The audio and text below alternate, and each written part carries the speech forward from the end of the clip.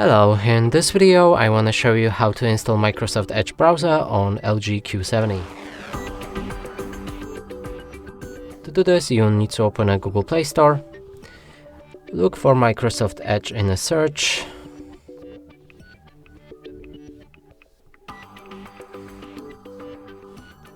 select it, download it,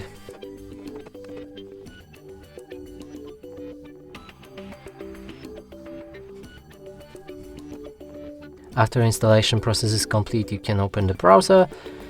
From here, customize it, so sign in to turn on synchronization. I can do this later. You can accept or disagree with a data sharing preference and confirm.